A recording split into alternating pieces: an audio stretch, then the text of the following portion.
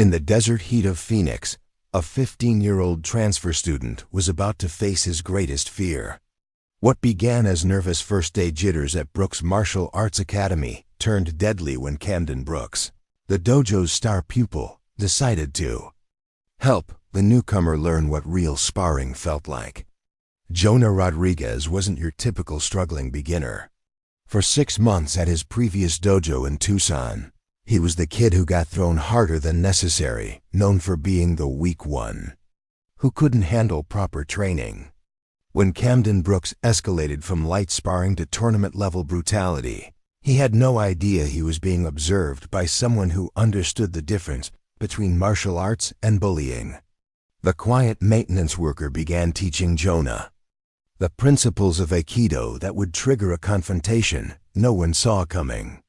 What began as a simple karate class would become a masterclass in humility. The Brooks Academy would never be the same after the janitor removed his name tag and revealed himself as Seagal. Before we jump back in, tell us where you're tuning in from. And if this story touches you, make sure you're subscribed, because tomorrow I've saved something extra special for you. The desert heat shimmered off the asphalt parking lot of Sunset Plaza as Jonah Rodriguez stepped out of his mother's Honda Civic, the rental GI bag slung awkwardly over his shoulder like armor he wasn't sure he deserved to wear. Brooks Martial Arts Academy occupied the corner unit between a tax preparation service and a smoothie bar, its large windows revealing clean white mats and mirrored walls that reflected the afternoon Arizona sun. Through the glass, Jonah could see students moving through forms, their crisp uniforms a stark contrast to his second-hand rental gear that still smelled faintly of industrial detergent. "Mio, you sure about this?" Mrs. Rodriguez asked from the driver's seat, her nursing scrubs wrinkled from a 12-hour shift at Phoenix General. Dark circles shadowed her eyes, but concern for her son kept her alert. After what happened in Tucson, "I'm sure, Mom." Jonah's voice carried more confidence than he felt. The memory of his last dojo still stung the laughter when he'd been thrown harder than necessary, the whispered comments about the weak kid who couldn't handle real training. But that was 6 months ago, before the move to Phoenix, before this chance to start over. "This place has good reviews online. Master Lonnie seems different." Mrs. Rodriguez squeezed his hand. "You call me if you need anything, okay? I'll be back in 2 hours." She watched him walk toward the entrance, noting how his shoulders straightened with each step, her 15-year-old son trying to shed his past like an old skin. The cool air conditioning hit Jonah's face as he entered the dojo, the familiar scent of floor cleaner and athletic tape, triggering a mix of anxiety and anticipation. Parents sat in folding chairs along one wall, smartphones ready to capture their children's progress, while students stretched on mats that gleamed under fluorescent lights. Trophy cases lined the far wall, golden figures frozen mid-kick and punch, silent witnesses to the Academy's competitive success. "You must be Jonah." Master Lonnie Kim appeared beside him, her black belt worn and frayed at the edges from years of use. In her mid-40s, she moved with the fluid precision of someone who'd spent decades perfecting her craft. Her handshake was firm but not crushing, her smile genuine but professional. "Welcome to Brooks Academy. How are you feeling about today?" "Good," Jonah replied, though his fidgeting hands betrayed his nerves. "A little nervous, maybe. That's normal. First classes always are."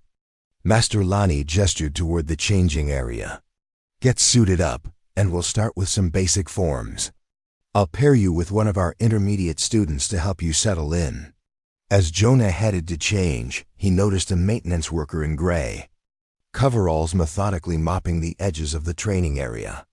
The man moved with quiet efficiency, his weathered face focused on his task, gray hair neatly combed despite the physical nature of his work. His name tag simply read Mr. S. There was something about his posture straight back despite his apparent age that suggested more than just janitorial experience, but Jonah's attention was quickly drawn elsewhere. "Ladies and gentlemen, parents and students, Master Lonnie called out, clapping her hands twice to gather attention. Before we begin today's session, I'd like our rising star, Camden Brooks, to demonstrate the Shotokan Kado we've been working on. Camden's been training here for 8 years and just took first place at the Southwest Regional Championships. A ripple of applause filled the dojo as Camden Brooks stepped forward. At 17, he stood nearly 6 feet tall with an athletic build that spoke of dedicated training and natural genetic gifts. His black belt was pristine, newer than Master Lonnie's, and his uniform showed not a wrinkle or stain. Everything about Camden screamed perfection, from his precisely gelled hair to the confident way he surveyed the room before beginning his demonstration. The kata flowed like poetry in motion. Each technique was executed with textbook precision, his kicks reaching heights that seemed to defy physics while maintaining perfect balance. The room fell silent except for the sharp snap of his uniform with each movement, parents leaning forward in their chairs, phones capturing every moment. Camden's younger sister Kira watched from the corner, her expression unreadable, but Jonah noticed she wasn't recording like the others. "Beautiful work, Camden," Master Lonnie said as applause erupted again. "That's what 8 years of dedication looks like, everyone. Form, power, and control in perfect harmony." Camden bowed deeply, but as he straightened, his eyes found Jonah. The assessment was quick, but thorough-taking in the rental GI. The nervous posture, the way Jonah's belt hung slightly crooked despite his best efforts to tie it properly. Barely perceptible smirk crossed Camden's lips, the kind of expression that said he'd already categorized the newcomer as beneath his notice. Near the water cooler, Mr. S continued his methodical cleaning, but Jonah caught him watching the interaction between him and Camden. The janitor's expression remained neutral, but something in his eyes suggested he'd seen this dynamic play out before. "Jonah," Master Lonnie called, "let's get you started. Camden, since you're already warmed up, would you mind working with our new student? Just light contact, show him some basic combinations." "Of course, Master Lonnie." Camden's voice carried just the right tone of helpful enthusiasm, but Jonah noticed how his eyes gleamed with something that wasn't entirely welcoming. "I'd be happy to help." As they moved to the center of the mat, Jonah felt the weight of watching eyes parents, eager to see how their own children compared. Students curious about the new kid's abilities, and somewhere in his peripheral vision, Mr. S pausing in his work to observe. Camden's stance was perfect, his guard position flawless. "Don't worry," he said, loud enough for nearby parents to hear. "I'll take it easy on you. We're just going to work on some basic combinations, maybe test your reflexes a little." Jonah nodded, settling into the stance Master Lonnie had shown him during his trial class. It felt awkward compared to Camden's natural grace, but he tried to project confidence he didn't feel. His hands trembled slightly as he raised his guard, muscle memory from his previous dojo mixing uneasily with new techniques. "Ready when you are," Camden said, and something in his tone made Jonah's stomach tighten. But it was too late to back down now. He'd committed to trying again, to not letting fear rule his life. Whatever came next, he'd face it standing up. The dojo held its breath as the two students faced each other, the afternoon sun casting long shadows across the mats, neither student aware that their interaction was being observed by someone whose understanding of martial arts ran deeper than anyone in the room could imagine. The sparring began innocently enough. Camden circled Jonah with the fluid grace of a predator, his movements so smooth they seemed choreographed. "Remember, just light contact," he called out, his voice carrying easily across the dojo for the benefit of watching parents. "We're focusing on form and technique, not power." Master Lonnie nodded approvingly from her position near the wall, where she was helping Mrs. Patterson adjust her son's belt. The afternoon class was in full swing, multiple pairs practicing there. Techniques across the spacious mat, but the largest crowd had gravitated toward the center where Camden and Jonah faced off. Jonah tried to mirror Camden's movement, But where the older student flowed like water, Jonah felt like he was moving through mud. His rental GI was slightly too large, the sleeves catching air with each movement, making him feel even more awkward. 6 months away from training showed in his timing, his balance, his confidence. "Good. Keep your guard up," Camden instructed, throwing a slow, controlled punch toward Jonah's midsection. It was the kind of technique designed to help a beginner practice blocking telegraphed, gentle, educational. Jonah managed to deflect it, earning a nod of approval from Camden. "Not bad. Let's try some combinations now." The next series came. Faster. A jab toward the face still controlled, but with enough speed to test Jonah's reactions. Then a low kick that Jonah barely managed to check. With each technique, Camden increased the pace incrementally, a frog in boiling water approach. That seemed reasonable to observers, but felt increasingly overwhelming to Jonah. "Testing your reflexes," Camden announced to the room, his voice taking on an almost professorial tone. "This is how we build reaction time safely." Another punch, this one carrying just a bit more snap. Jonah's block was late, and Camden's. Knuckles grazed his ribs, not hard enough to hurt, but firm enough to sting. Kira Brooks watched from her position near the trophy case, her phone in her hand but not recording like she usually did during her brother's demonstrations. Something about this felt different from Camden's typical mentoring sessions.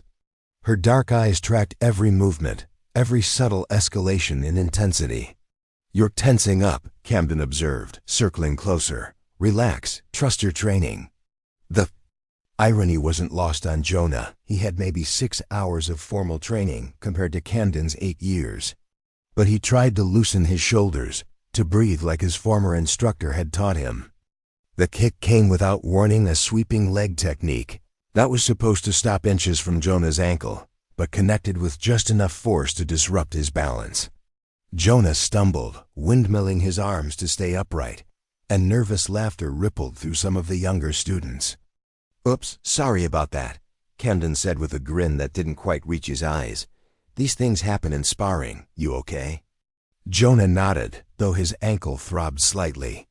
He could feel heat rising in his cheeks, the familiar flush of embarrassment that had haunted him at his previous dojo. But he'd promised himself he wouldn't run this time.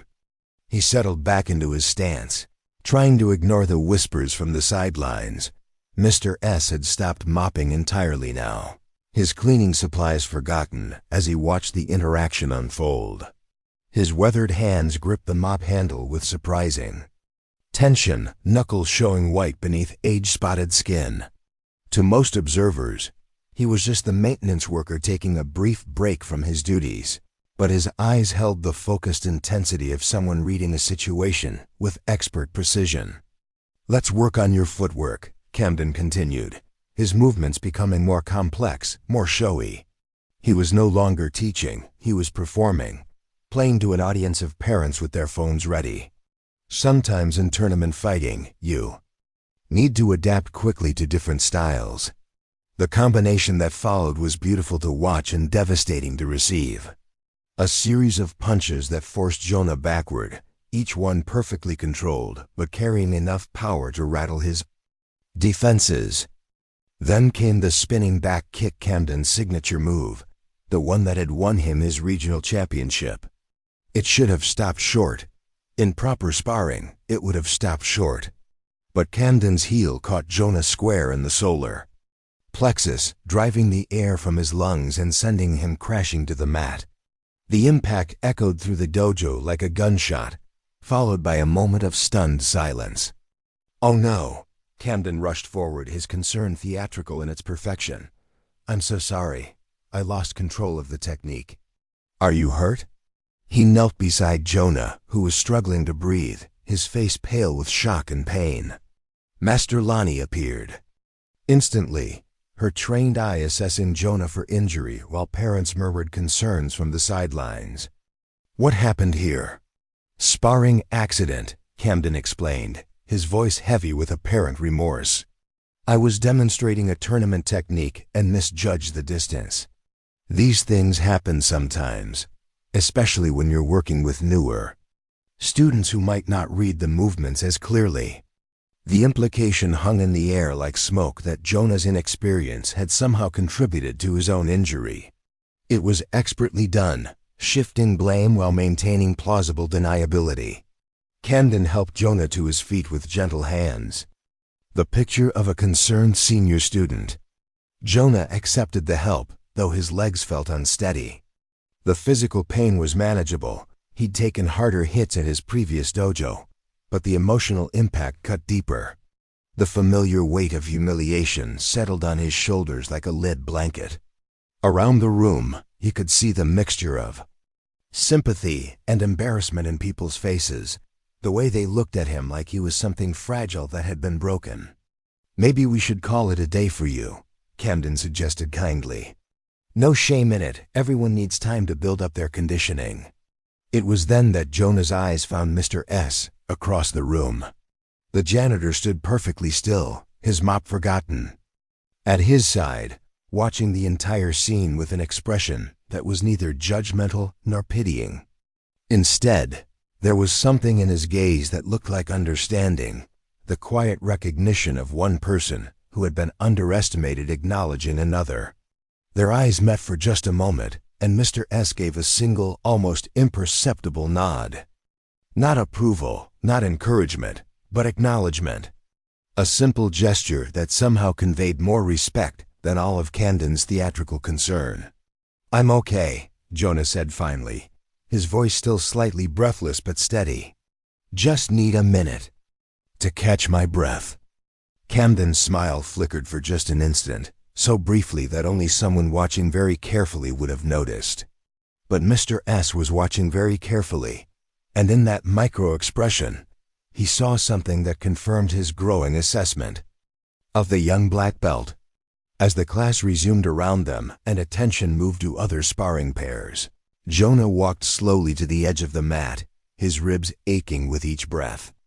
Behind him, Camden had already moved on to demonstrating proper technique with another student, his earlier accident apparently forgotten.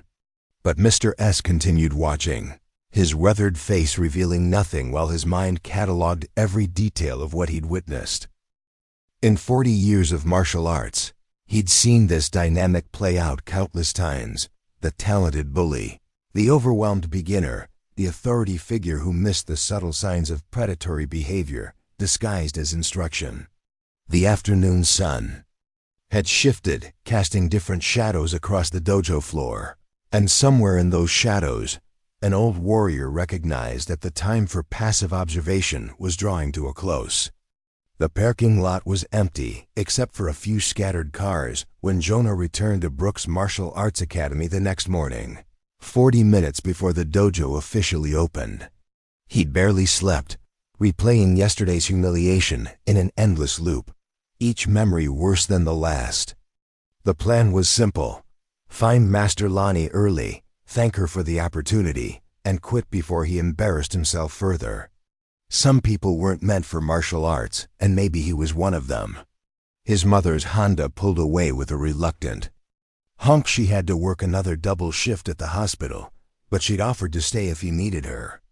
Jonah had insisted he could handle this alone, though now, standing before the glass doors with their cheerful Brooks Academy, building champion since 2015 decal, he wondered if that confidence was misplaced. The front door was unlocked, which surprised him, and he stepped into the familiar scent of floor cleaner and athletic equipment. The dojo felt different in the early morning light, larger somehow, more peaceful without the chaos of classes and the pressure of watching eyes. Sunlight streamed through the eastern windows, casting geometric patterns across the pristine mats. "Little early, aren't you?" Jonah spun around to find Mr. S. emerging from a supply closet, a spray bottle and microfiber cloths in his weathered hands. The janitor wore the same gray coveralls as yesterday, his name tag slightly askew, but there was something different about him in the empty dojo. Maybe it was the way he moved, not the shuffling gait of an elderly maintenance worker, but with a fluid economy of motion that spoke of ingrained physical awareness. "Oh, I'm sorry," Jonah stammered. The door was open, so I thought I was looking for Master Lonnie. She won't be in for another half hour, Mr. S replied, setting down his cleaning supplies on a nearby bench. Staff meeting at the Strip Mall management office. Something about updating the sprinkler system. He studied Jonah with calm, gray eyes that seemed to see more than they should.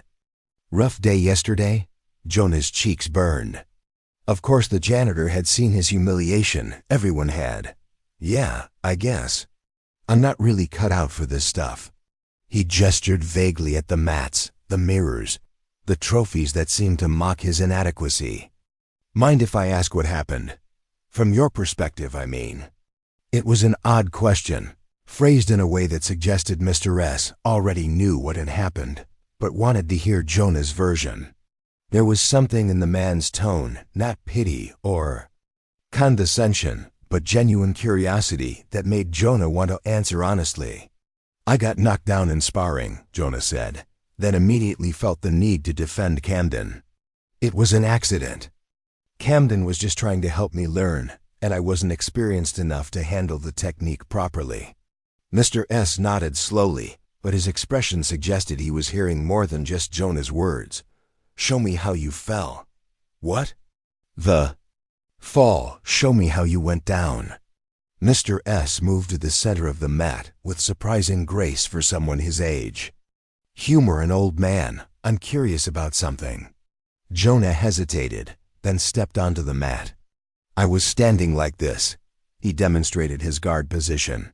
And Camden threw this spinning kick that caught me right here. He pointed to his solar plexus, which still ached slightly from yesterday's impact. And then, I couldn't breathe, and I just collapsed backward. Jonah let himself fall in slow motion, his back hitting the mat with a soft thud. Like that. Mr. S crouched beside him, his knees bending with fluid ease despite his apparent age. That's a hard way to fall, painful. Let me show you something. He offered Jonah a hand up, his grip surprisingly strong and calloused in a way that spoke of decades of physical work, though not necessarily janitorial work. When you fall backward like that, you're fighting the momentum instead of using it, Mr. S explained, positioning himself in the center of the mat. Watch this.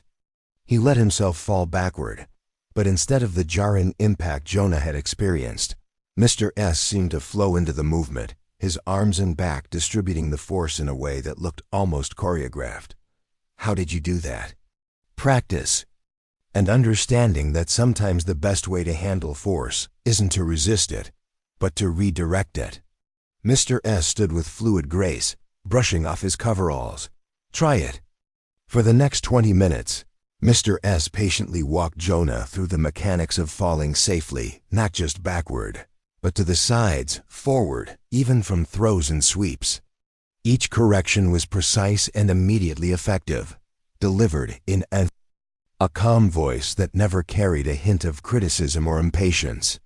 You're a good teacher, Jonah said during a water break, surprised by how much better he felt about being on the mat. Did you used to train martial arts? Something flickered across Mr. S's weathered features so briefly that Jonah almost missed it. A long time ago. Different life. He handed Jonah a paper towel. What about you? This your first dojo? Second, the first one didn't work out so well. Jonah found himself opening up to this quiet maintenance worker in a way he hadn't with Master Lonnie or his mother.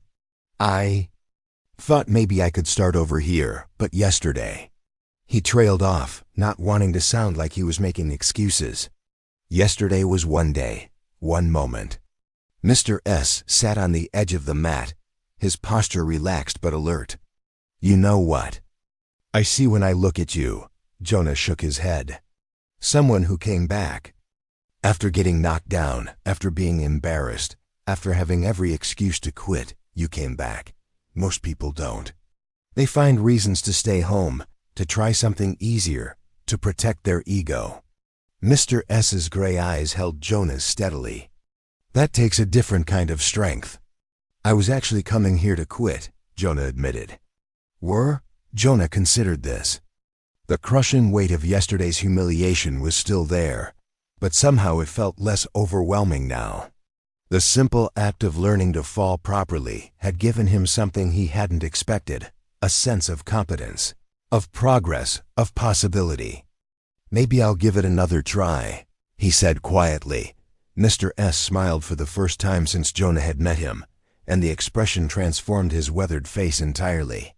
"Good, but next time you spar, remember what we worked on today. Not just the falling, the principle behind it. Sometimes the strongest response to force isn't more force." "What do you mean?" "You'll figure it out." Mr. S stood and gathered his cleaning supplies as the sound of car doors began to filter in from the parking lot. "Master Lonnie will be here soon. You should get changed for class." As Jonah headed toward the changing area, he paused at the doorway. "Mr. S, thank you. For the lesson, I mean." The janitor was already back to his methodical cleaning, but he glanced up with that same calm expression. "Don't thank me yet. Thank me when you're still here in 6 months." It wasn't until Jonah was in the changing room, pulling on his rental GI with significantly more confidence than the day before, that he realized something odd. During their entire training session, Mr. S had moved with the fluid precision of someone half his age. His explanations of technique had been delivered with the authority of a master instructor. And when he demonstrated the proper way to fall, his form had been absolutely perfect, not good for an elderly janitor, but perfect by any standard. But before Jonah could puzzle through these observations further, Master Lonnie's voice echoed from the main floor, calling students to line up for the morning class. As he tied his belt straighter this time, more confident in the simple ritual, Jonah caught a glimpse of Mr. S through the doorway.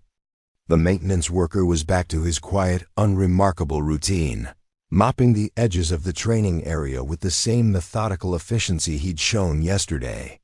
But now Jonah noticed things he'd missed before: the perfect posture, the awareness of everything happening around him, the way his movements never contained a single wasted motion. Master Lonnie was calling for warm-ups to begin, and Jonah hurried to join the line of students. But as he took his place among the white belts, he found his eyes drifting to the figure in gray coveralls, who continued his work with quiet dignity, invisible to most, but somehow more present than anyone else in the room. 3 weeks had passed since Jonah's private lesson with Mr. S, and the transformation was subtle but undeniable. While other students focused on flashy techniques and competition victories, Jonah had been quietly building something more fundamental: balance, awareness, and an unshakable center that grew stronger with each class. He arrived early now, not to quit, but to claim a few extra minutes on the mat, often finding Mr. S already there with some small maintenance task that seemed to coincidentally need attention near where Jonah was practicing. The dojo had taken on a different rhythm as the Southwest Championship approached in 6 weeks. Camden Brooks was the undisputed star, his daily training sessions drawing crowds of parents and younger students who watched his kata with awestruck faces. Master Lonnie had begun scheduling his practices during regular class times, turning instruction into performance as Camden demonstrated the techniques that had made him a regional champion. "Beautiful work, Camden," Master Lonnie called out as he finished a particularly complex combination. "That's exactly the kind of precision that wins tournaments. Everyone, notice how Camden's timing is perfect. Each technique flows seamlessly into the next."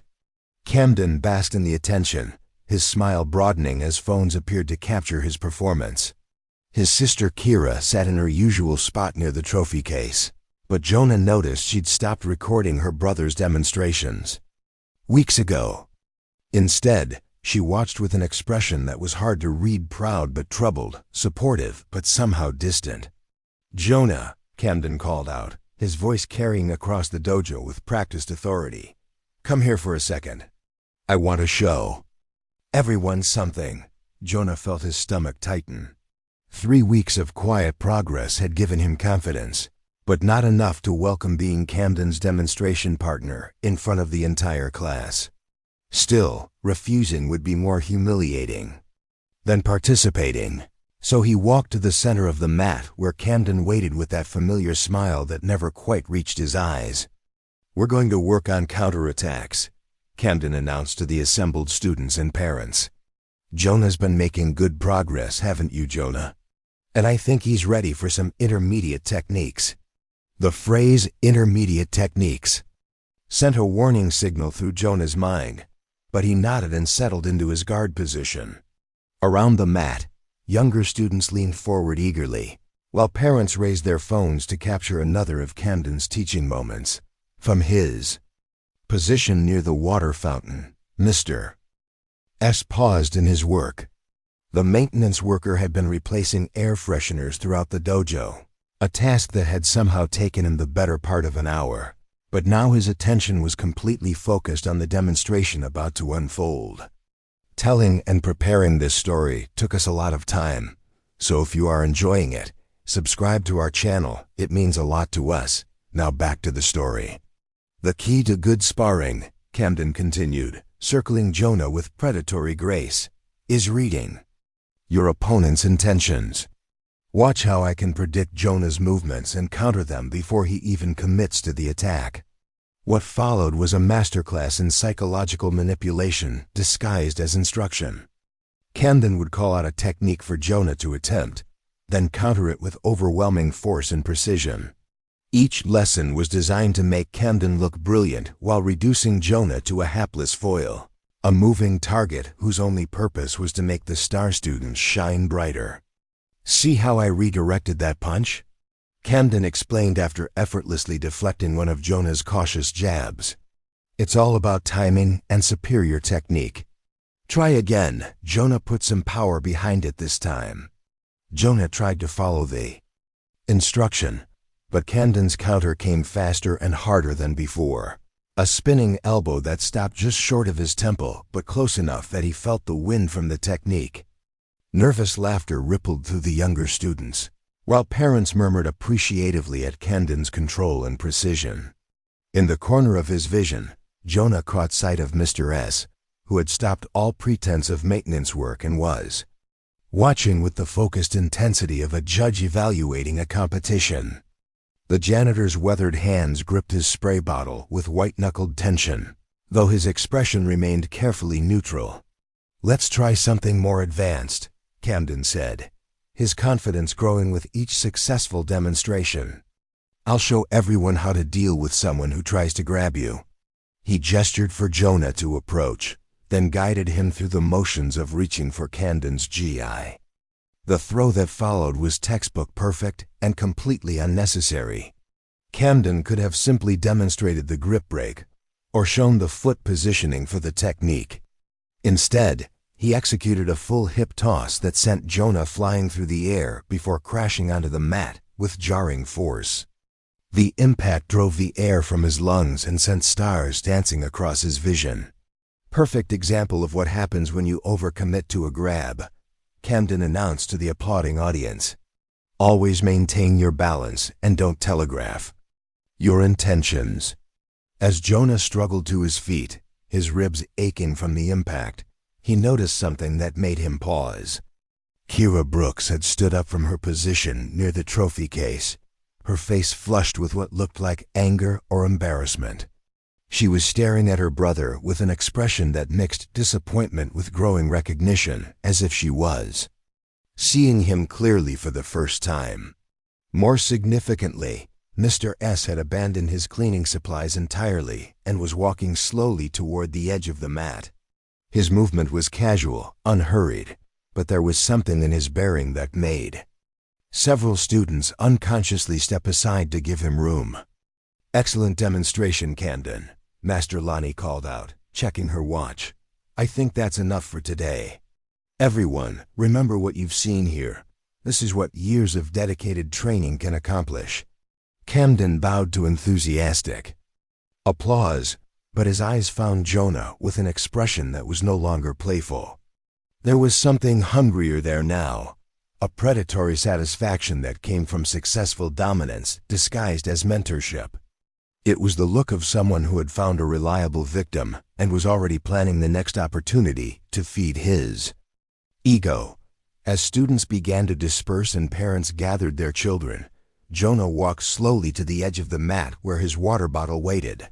His body ached from Camden's demonstrations, but the physical pain was less troubling than the familiar weight of humiliation settling on his shoulders.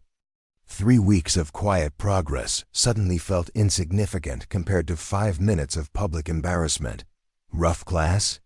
Jonah looked up to find Mr. S standing beside him, offering a paper towel with the same calm expression he'd worn during their first private conversation. The maintenance worker's gray coveralls were spotless despite his apparent hours of cleaning, and his weathered hands showed no sign of the manual labor that supposedly occupied his days.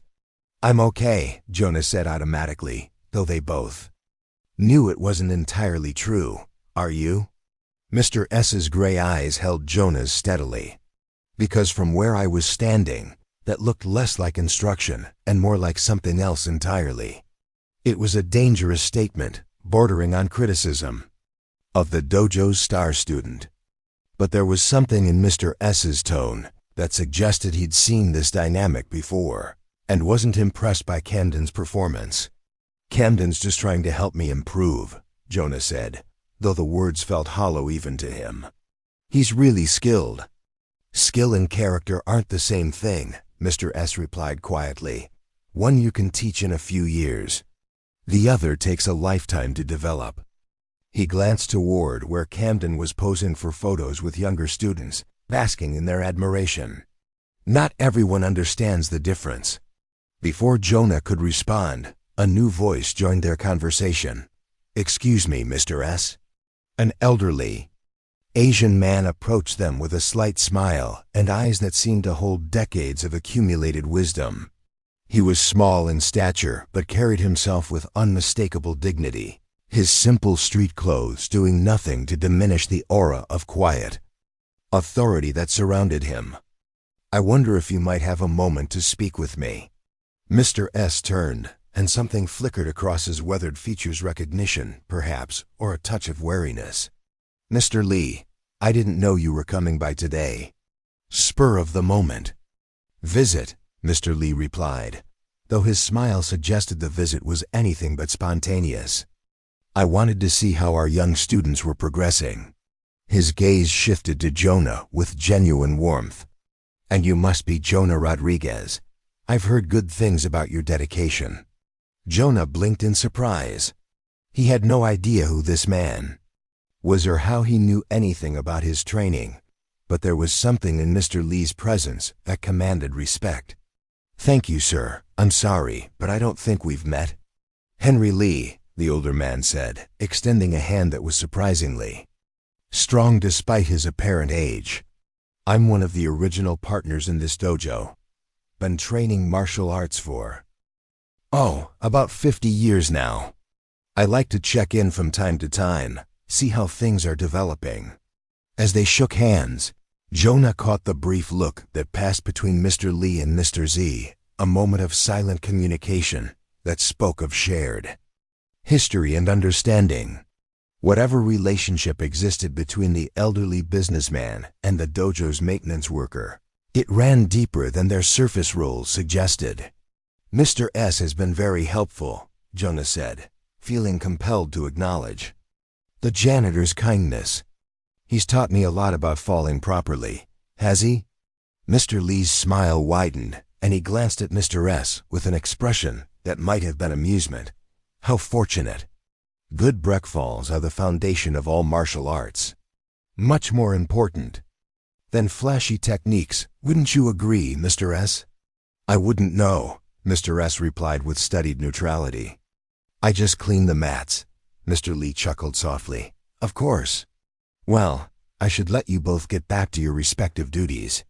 Jonah, keep up the good work, and Mr. S." He paused, his expression growing more serious. "Perhaps we could chat sometime soon about the overall atmosphere in the dojo.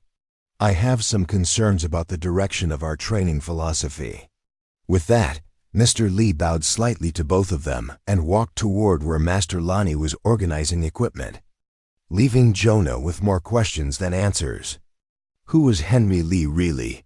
And why did his casual conversation feel loaded with deeper meaning? More puzzling still, why had the exchange between him and Mr. S felt like two old friends speaking in code? As Jonah gathered his gear and prepared to leave, he noticed Camden watching him from across the dojo, that predatory smile still playing at the corners of his mouth. But for the first time since joining Brooks Academy, Jonah didn't feel the familiar urge to shrink away from that attention. Something was shifting in the dynamics of the dojo. Forces were aligning in ways he didn't fully understand. And at the center of it all was a maintenance worker whose calm gray eyes seemed to see everything while revealing nothing. The afternoon sun was casting longer shadows across the training floor as Jonah walked toward the exit, and in those shadows, he caught one last glimpse of Mr. S returning to his methodical cleaning, his movements as economical and precise as ever. But now Jonah was beginning to suspect that the most important lessons being taught at Brooks Martial Arts Academy had nothing to do with the scheduled curriculum, and everything to do with the quiet observations of a man whom everyone saw but nobody really noticed. The tension had been building for days like pressure behind a dam, and everyone in the dojo could feel it. Camden Brooks had grown increasingly aggressive in his mentoring sessions with Jonah, each demonstration more humiliating than the last, while maintaining the facade of helpful instruction that kept Master Lonnie from intervening. But today felt different, charged with an electricity that made even the youngest students unusually quiet as they lined up for the afternoon class. "Today we're going to work on tournament-style sparring," Master Lonnie announced, though her voice carried less enthusiasm than usual. She'd been watching Camden's interactions with Jonah more closely lately, a growing unease evident in her expression. "Remember, this is about control and technique, not power." Camden stepped forward with his trademark confident smile, but there was something sharper in his demeanor today, a predatory anticipation that made Kira shift uncomfortably in her usual spot. "Master Lonnie, I'd like to help Jonah prepare for some real competition-level sparring. He's been improving, but I think he needs to experience what tournament fighting actually feels like." The suggestion sounded reasonable to casual observers, but Jonah felt his stomach drop. 3 weeks of private sessions with Mr. S had given him genuine confidence in his abilities, but he recognized the trap being set. This wasn't about helping him improve. This was about Camden reasserting his dominance in front of an audience. "I don't think Jonah's ready for tournament-level intensity," Master Lonnie said carefully, her instructor's instincts warning her against the request. "Oh, I'll take it easy on him," Camden replied smoothly. "Just enough contact to let him feel what real sparring is like. How else will he learn?" He turned to the assembled students and parents with theatrical sincerity. "I mean, we can't keep babying him forever, right? At some point, he needs to face reality." The phrase "babying him" landed like a slap, its implications clear to everyone present. Refuse the challenge, and Jonah would be branded as weak, unwilling to test himself against serious competition. Accept it, and he'd be walking into what felt increasingly like a public execution disguised as instruction. From his position near the water fountain, Mr. S had stopped all pretense of maintenance work. The weathered janitor stood motionless, his gray eyes fixed on the scene, unfolding before him with the focused intensity of someone reading a situation that was spiraling beyond acceptable bounds. "What do you say, Jonah?" Camden's voice carried just the right tone of encouragement mixed with challenge. "Ready to see what you're really made of?" The entire dojo held its breath. Parents leaned forward in their chairs, phones ready to capture what promised to be either an inspiring underdog moment or a devastating mismatch. Younger students watched with wide eyes, while the few other black belts exchanged glances that suggested they knew exactly what was about to unfold. Jonah looked around the room, feeling the weight of expectation pressing down on him like a physical force. His eyes found Kira, who was shaking her head slightly, her expression pleading with him not to take the bait. Then his gaze shifted to Mr. S, whose calm presence had become an anchor of stability in the chaos of the dojo's social dynamics. The maintenance worker gave no indication of what Jonah should do, no nod of encouragement or warning shake of the head.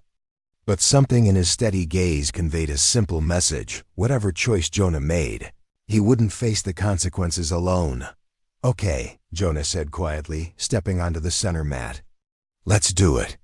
Camden's smile widened, and for a moment, his mask of helpful mentorship slipped completely. The expression that crossed his features was pure predatory satisfaction, quickly covered but seen by those who were watching carefully.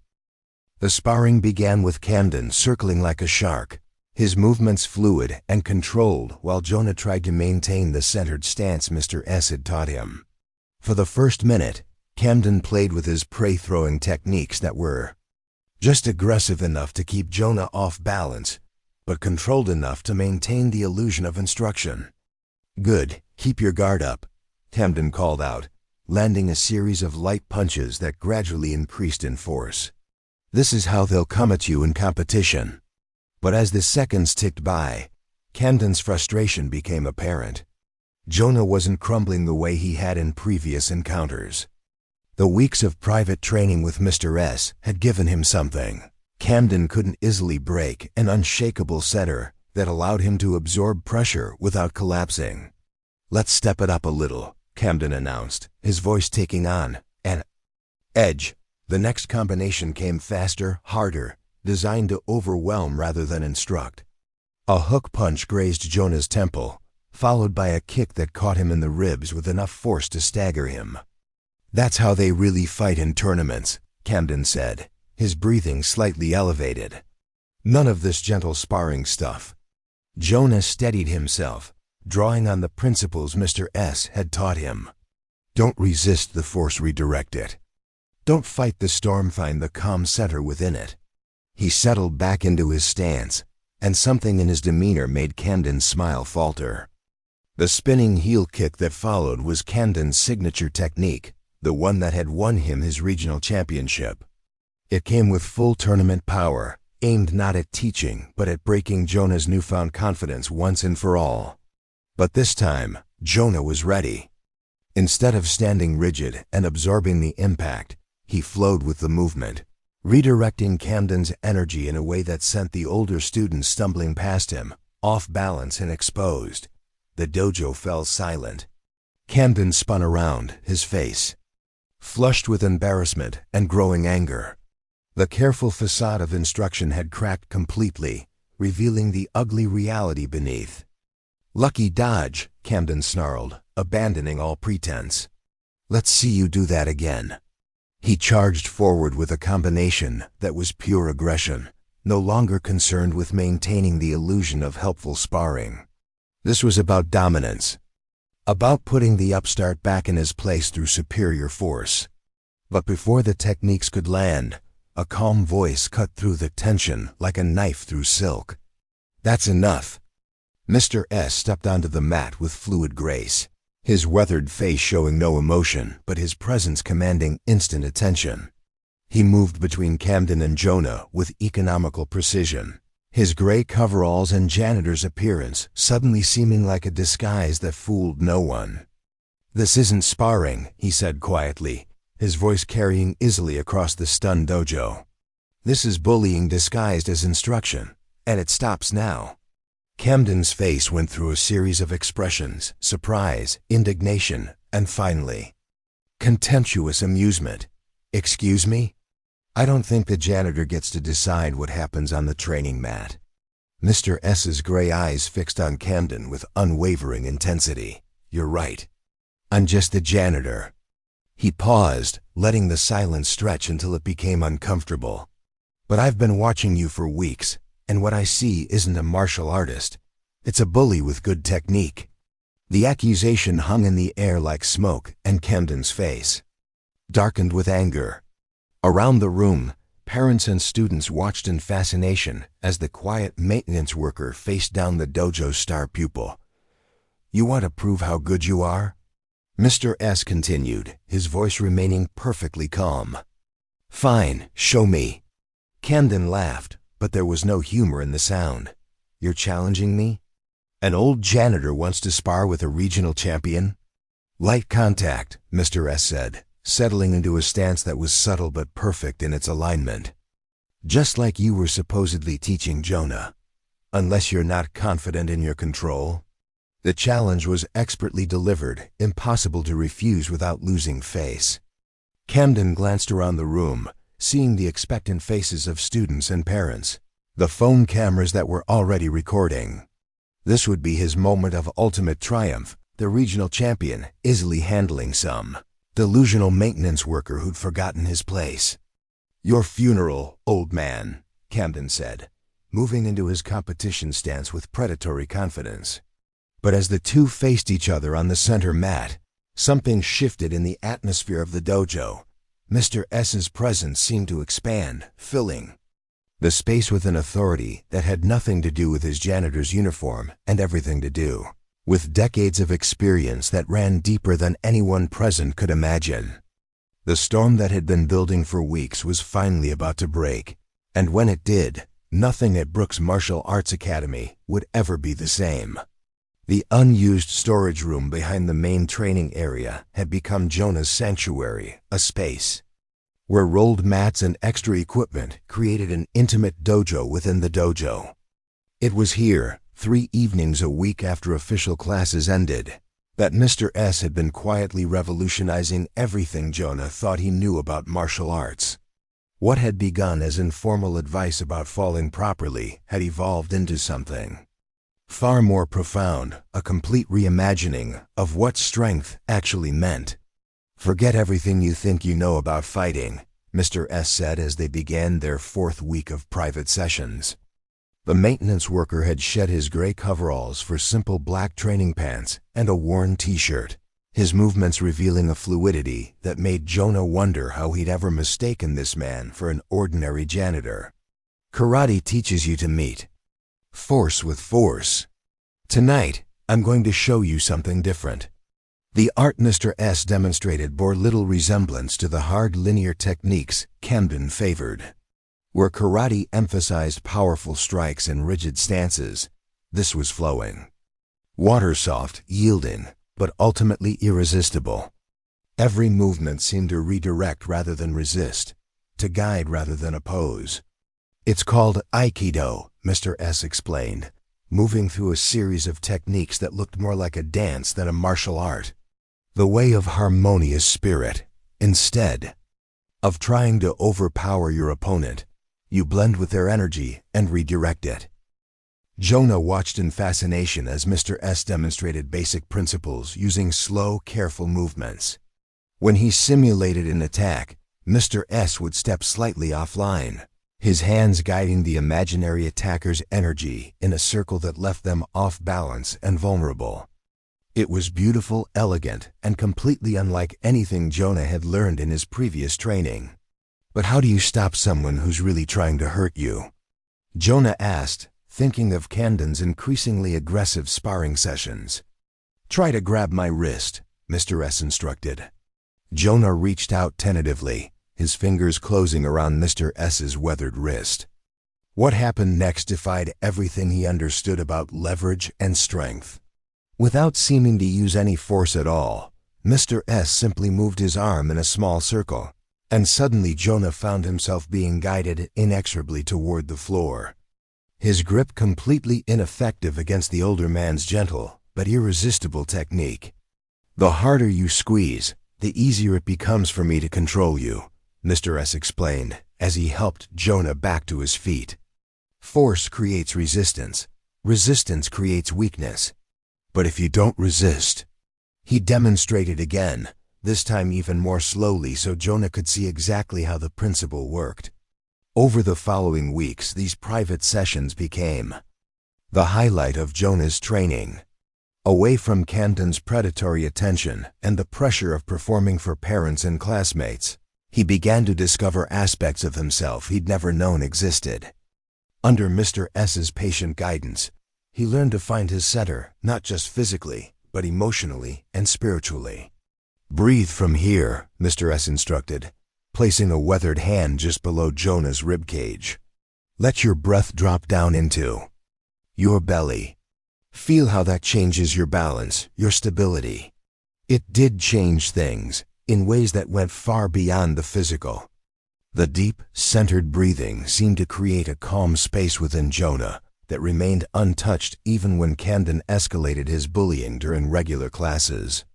Instead of the familiar panic and humiliation, Jonah found himself observing Camden's behavior with something approaching detachment.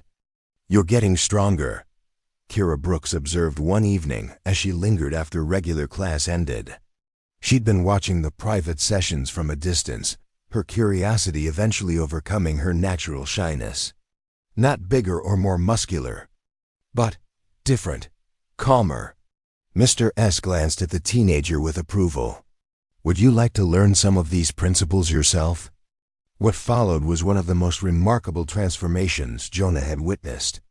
Kira, who had always seemed overshadowed by her brother's aggressive confidence, proved to have a natural affinity for aikido's flowing movements, where Camden forced techniques through sheer athletic ability.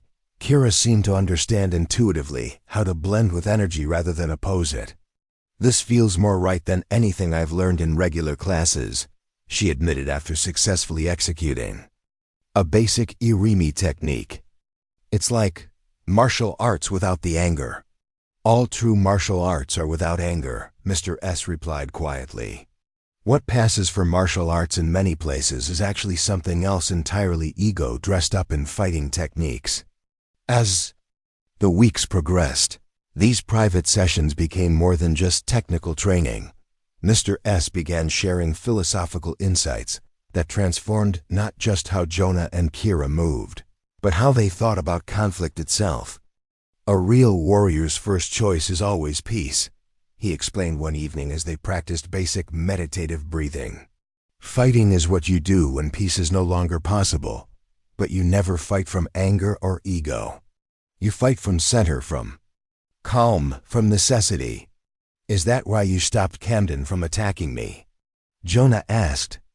The confrontation on the main mat had become the subject of endless speculation among students and parents, with Camden's version of events growing more elaborate with each telling. Mr. S was quiet for a long moment, his gray eyes distant with memory. "I've seen too many talented young people destroy themselves with unchecked aggression. Camden has skill, but skill without wisdom becomes a weapon turned against the wielder." "Will you teach him too?" Kira asked quietly. Despite everything, her concern for her brother was evident. "That depends on him," Mr. S replied. "I can't teach someone who isn't ready to learn. First, Camden would have to recognize that what he thinks is strength is actually weakness disguised." The private sessions had given both Jonah and Kira something precious, a different model of what martial arts could be. Instead of dominance and submission, they were learning about harmony and balance. Instead of defeating opponents, they were discovering how to neutralize conflict itself. But Jonah knew that eventually, these quiet lessons would have to be tested in the harsher reality of the main dojo. Camden's resentment was growing daily, fed by whispers about the special treatment Jonah was receiving, and his own inability to break the younger student's newly developed composure. "He's going to challenge you publicly soon," Kira warned. One evening as they finished their practice, "He's been telling everyone that you've been getting secret lessons that give you an unfair advantage." Mr. S nodded thoughtfully. "And what will you do when that happens?" Jonah considered the question seriously. Weeks ago, he would have been terrified at the prospect of facing Camden in front of the entire dojo. Now, while he certainly wasn't eager for confrontation, he no longer felt that familiar crushing dread. "I'll do what you taught me," he said finally. "Find my center. Don't meet force with force. Try to redirect rather than resist. And if that doesn't work?" Jonah met his teacher's gray eyes steadily. "Then I fall properly and get back up." "You taught me that too." Mr. S smiled, the first full smile Jonah had seen from the usually stoic man.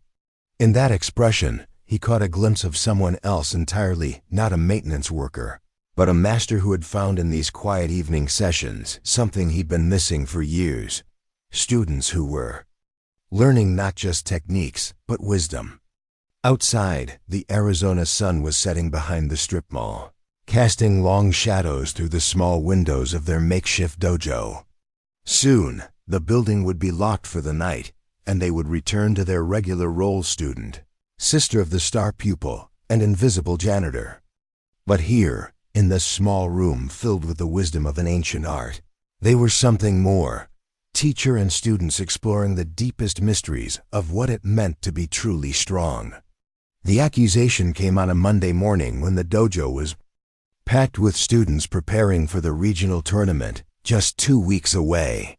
Camden Brooks stood in the center of the main mat, his voice carrying clearly across the training area as he addressed Master Lonnie with theatrical indignation.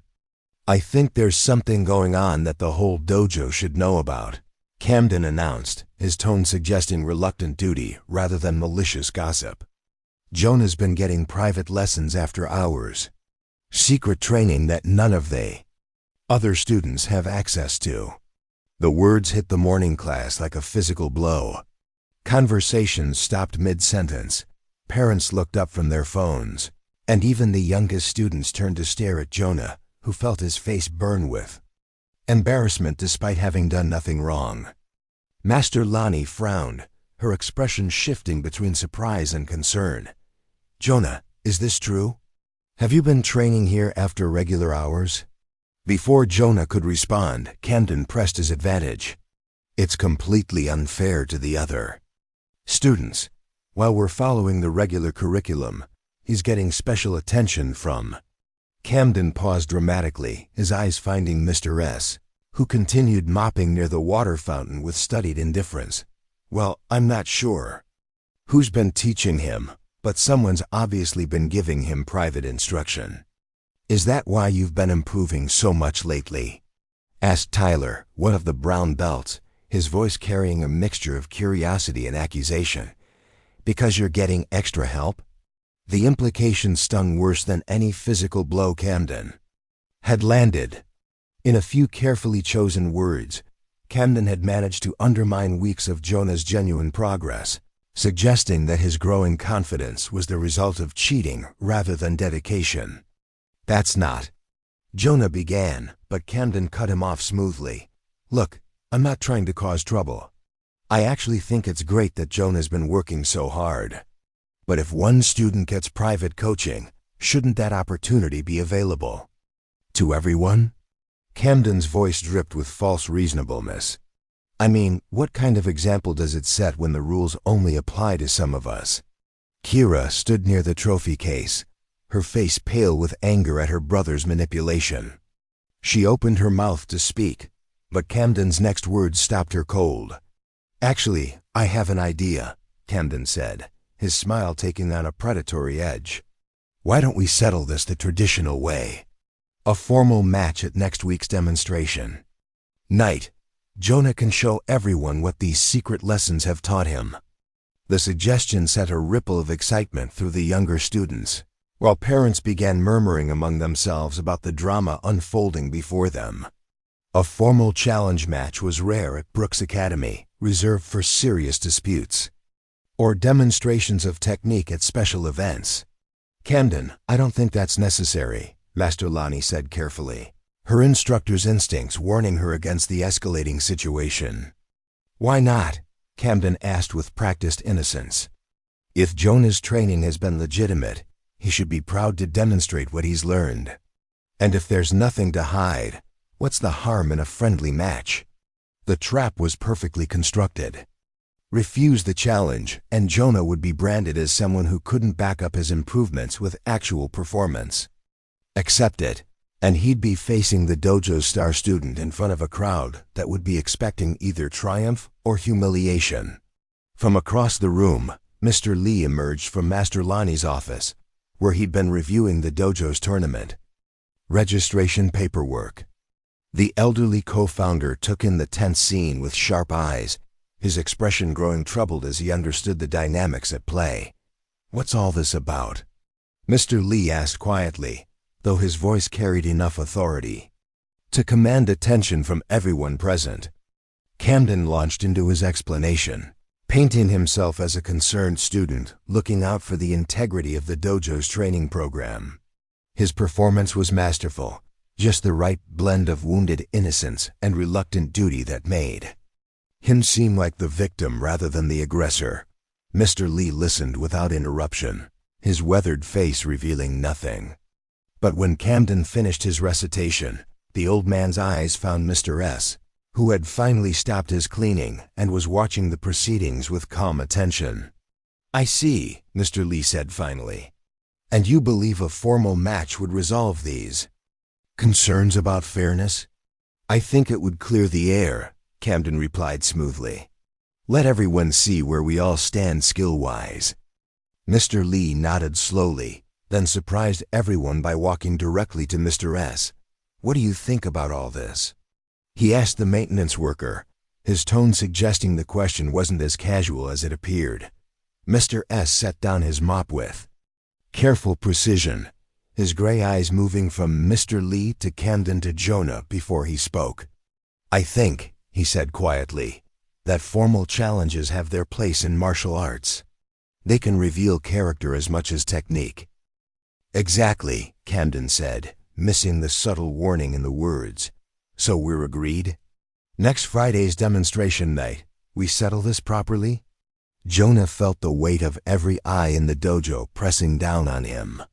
His mouth was dry, his heart racing, but underneath the familiar anxiety was something new, a core of calm that Mr. S.'s training had built within him. He thought of their private sessions, the principles of aikido, the idea that true strength came from center rather than force. "I accept," he said quietly, his voice steady despite the magnitude of what he was agreeing to. Camden's smile widened triumphantly, while concerned murmurs rippled through the parents and students. Master Lonnie looked deeply uncomfortable with the entire situation, but the challenge had been made and accepted. Publicly backing down now would be almost impossible without losing face for everyone involved. "Excellent," Camden said, his satisfaction barely concealed. "I look forward to a good, clean match." As the crowd began to disperse and regular class resumed, Mr. Lee approached Jonah with a gentle expression. "Are you sure about this, young man?" "I think so," Jonah replied, though his confidence wavered slightly under the older man's concerned scrutiny. "Good matches require preparation," Mr. Lee said meaningfully. "Mental preparation as much as physical. I hope you'll use the next week wisely." Before Jonah could ask what he meant, Mr. Lee had moved away, but not before exchanging another of those meaningful glances with Mr. S.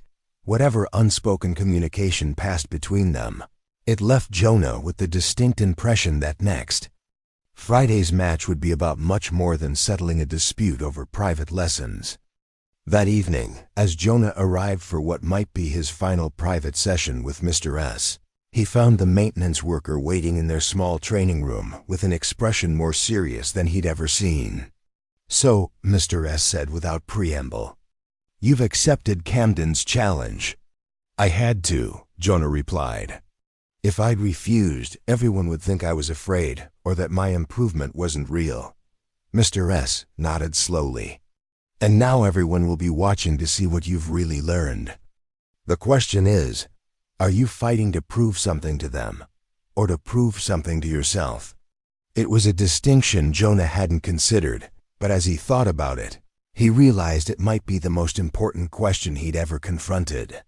The match next Friday wouldn't just be about martial arts techniques, it would be about who he was choosing to become.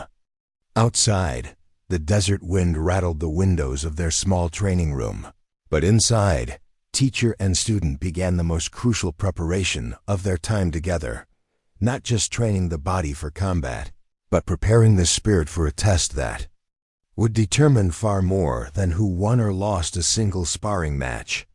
The Brooks Academy demonstration night had drawn the largest crowd in the dojo's history.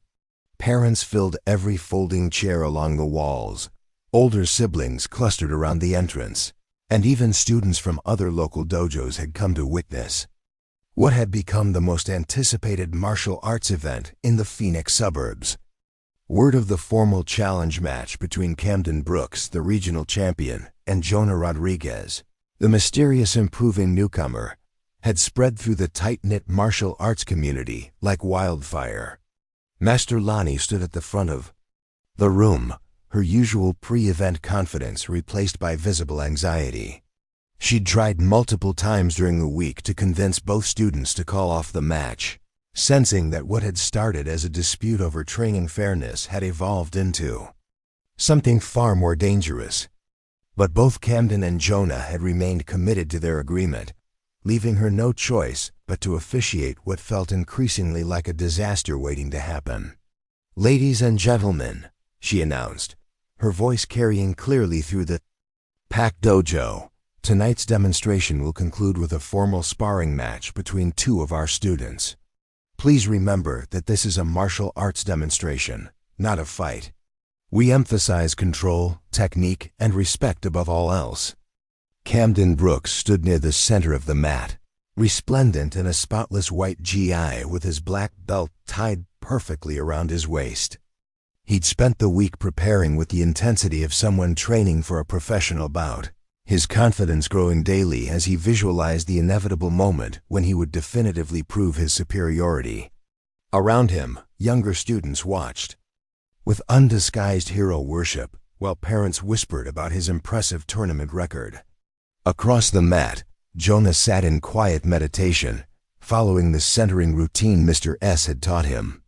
His rental GI had been replaced with a simple but well-fitted uniform, a gift from Mr. Lee, who had appeared at the dojo earlier that week with the outfit and a cryptic message about proper preparation for important moments. The white belt around Jonah's waist seemed almost to glow under the fluorescent lights, a stark reminder of how brief his formal training had been. In the corner near the water fountain, Mr. S made final adjustments to the equipment setup, his maintenance workers' uniform as unremarkable as always. But tonight, something was different about his presence.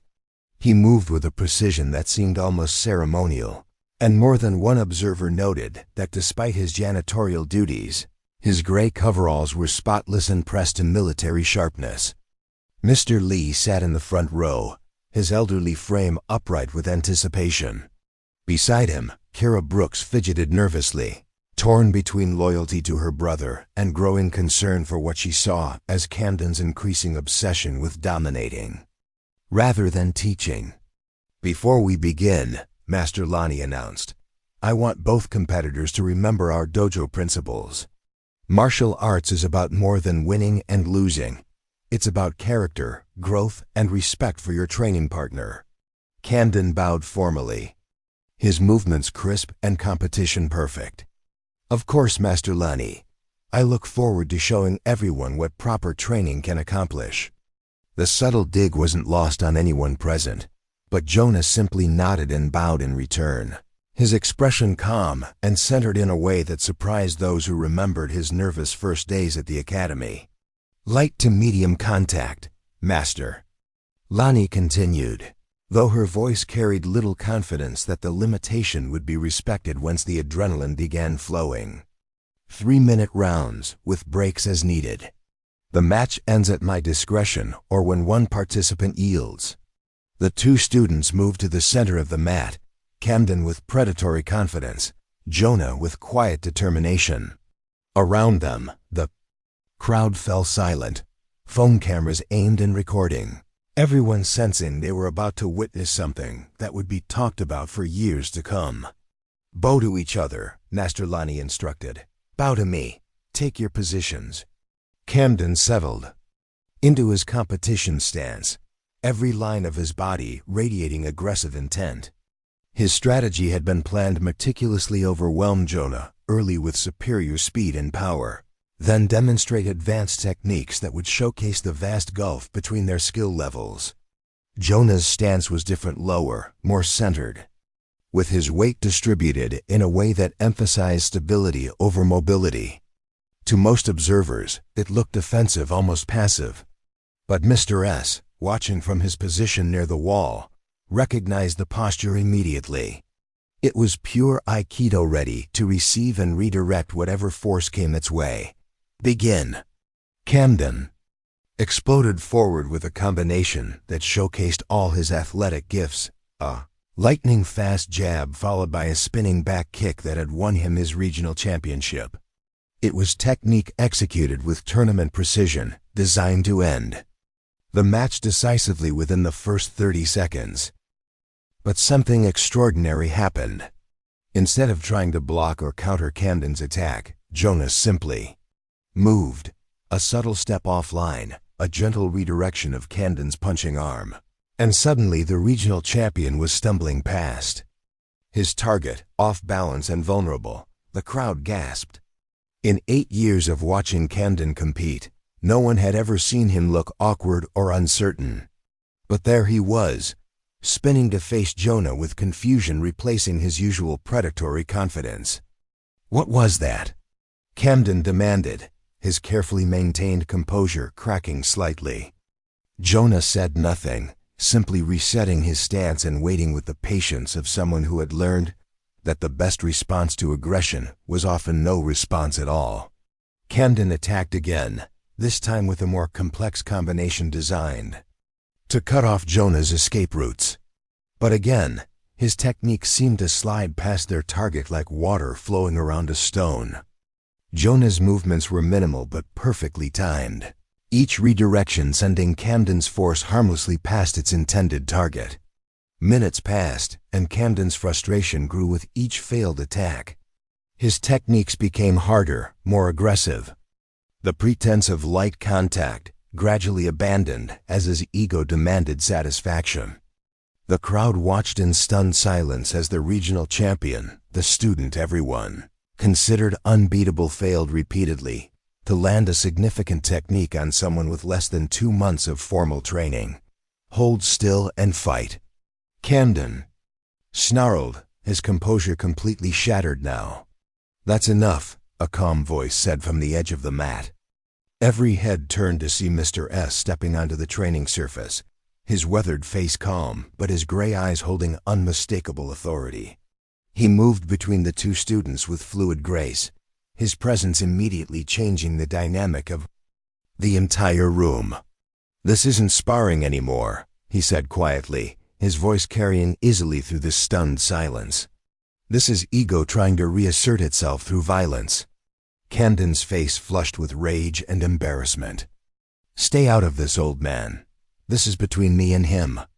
No, Mr. S replied, his tone remaining perfectly level. This stopped being about you and him the moment you decided winning was more important than learning. What happened next would be replayed on phone videos and discussed in martial arts circles for years to come.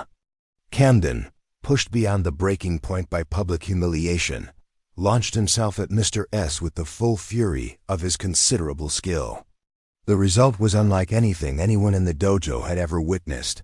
Mr. S didn't block Camden's attack, didn't counter it, didn't even seem to exert significant effort. Instead, he simply moved a flowing, circular motion that caught Camden's aggressive energy and redirected it with such perfect timing that the younger man found himself airborne, then gently but firmly planted on the mat, completely controlled and utterly helpless. The technique took perhaps 3 seconds. Camden never hit the ground hard, never experienced pain or injury, but he had been as thoroughly neutralized as if he'd been struck by lightning. The dojo erupted in chaos, gasps of amazement, excited chatter, and the clicking of phone cameras capturing every angle of what had just occurred. But through it all, Mr. S remained perfectly calm, helping Camden to his feet with gentle courtesy. Who are you? Camden whispered, his voice barely audible. Mr. S looked around the packed dojo, at the stunned faces, the recording phones, the expressions of awe and disbelief. Then he reached up and removed his simple name tag, letting it fall to the mat. My name, he said quietly, is Seagal. The silence that followed was absolute. Even the youngest students recognized the name, the legendary action star. and aikido master whose films had defined martial arts cinema for a generation. But this wasn't the Hollywood version. This was the real thing. The master who had spent decades perfecting an art that made strength irrelevant and ego powerless. Master Lini stood frozen, her mind struggling to process what had just been revealed. The maintenance worker who had quietly cleaned her dojo for months was one of the most famous martial artists in the world. Mr. Lee rose from his seat in the front row, a knowing smile spreading across his weathered features. "I think," he said to the room at large, "it's time we had a conversation about what martial arts really means." As the implications of the evening's revelations began to sink in, Jonah stood quietly at the center of it all, finally understanding that his real education was just beginning. The revelation of Steven Seagal's true identity had transformed the Brooks Academy dojo into something resembling a town hall meeting crossed with a masterclass in humility. Parents who had been recording the evening's events now found themselves witnesses to martial arts history, while students sat in stunned circles, processing what they had just experienced. Steven stood at the center of the mat, no longer the invisible maintenance worker, but revealed as the master he had always been. His gray coverall seemed like a costume now, though his demeanor remained unchanged, calm, observant, and infinitely patient with the chaos swirling around him. "I owe everyone an explanation," Master Lani said, her voice shaky as she addressed the packed room. "I had no idea who Mr. S really was. If I had known." "If you had known, would anything have changed?" Steven asked gently. "Would Camden's behavior have been different if he'd known who was watching? Would the lessons have been more meaningful if they came with a famous name attached?" The questions hung in the air like incense, forcing everyone present to confront uncomfortable truths about perception, respect, and the nature of authority itself. Camden sat on the edge of the mat, his face a mixture of embarrassment, awe, and something that might have been relief. For months, he had been carrying the weight of being the dojo's star, the pressure to perform and dominate constantly. Now face to face with genuine mastery, that burden seemed to be lifting from his shoulders. "I want to apologize," Camden said quietly, his voice barely carrying beyond the immediate circle. "To Jonah, to the dojo, to everyone. I've been acting like being good at fighting made me better than other people." Steven nodded approvingly. "That's the first step toward real martial arts, recognizing that skill without character is just organized violence." Kira moved to sit beside her brother, her presence offering silent support. The dynamic between them had shifted subtly but significantly. She was no longer the overlooked younger sister, but someone whose quiet wisdom had been validated by the evening's events. "What happens now?" asked Tyler, one of the brown belts, who had watched his entire understanding of martial arts hierarchy crumble in the space of a few minutes. Mr. Lee stepped forward, his aged figure suddenly commanding as his connection to Steven became apparent. "We've forgotten the true reason we began this journey," he said quietly. "It was never about defeating others, it was always about overcoming ourselves." Steven began pacing slowly, drawing the students into a loose circle with nothing but his presence. "Every technique you learn, every form you practice, every sparring match, it's all preparation for one true opponent. Your ego, your fear, your limits." Jonah found his voice, tentative but clear. "Is that why you were here? To teach us about ego?" Steven glanced toward Mr. Lee, then replied, "I was asked to observe." There were concerns that the philosophy behind the training had started to drift, but what I found was that I ended up learning just as much. Watching you refuse to quit, seeing Kira stand up for what was right instead of what was popular, that reminded me why I fell in love with martial arts in the first place. Master Lani stepped forward, a calm professionalism returning to her voice. "It would be an honor to have your help in rebuilding the program. Somewhere along the way, we lost sight of what really matters." Steven smiled gently. "It doesn't need rebuilding, it needs remembering." The techniques are sound, it's the heart that got misplaced. As the crowd began to thin and parents gathered their children, the dojo felt changed, quieter, more reflective. The air held the weight of transformation, not just revelation. Camden approached Jonah, uncertain but sincere.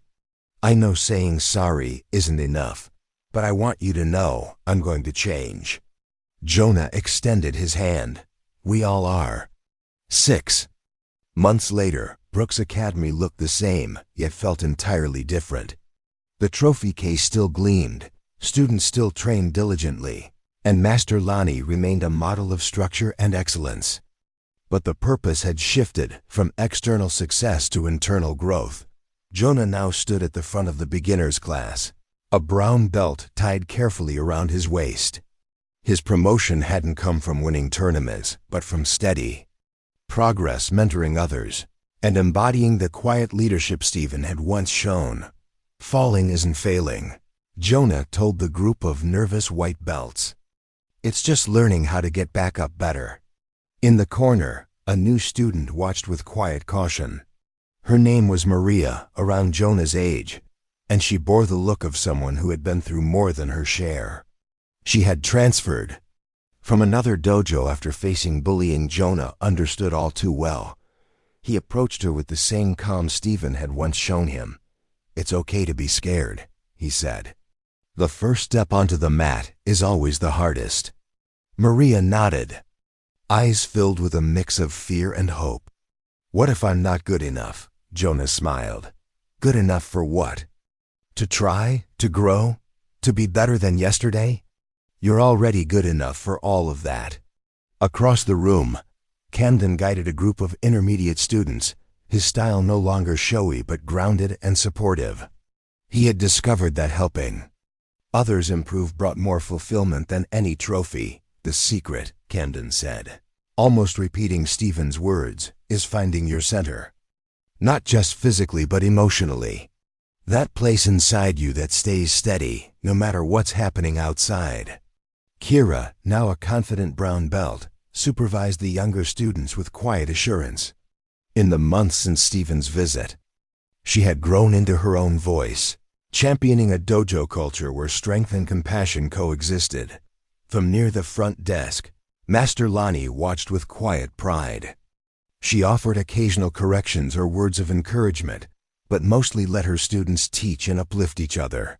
Stephen had returned to semi-retirement, but his influence remained embedded in every interaction, every promotion, every lesson. By the trophy case, a modest plaque had appeared without ceremony.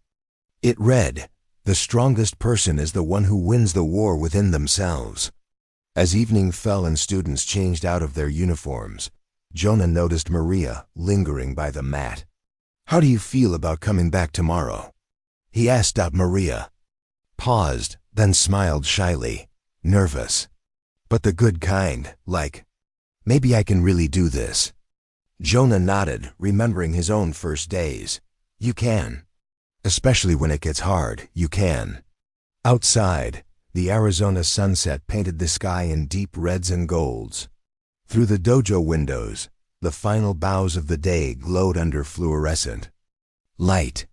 The Brooks Academy sign still promised to build champions, but now, everyone knew what that truly meant. Champions weren't just those who won medals.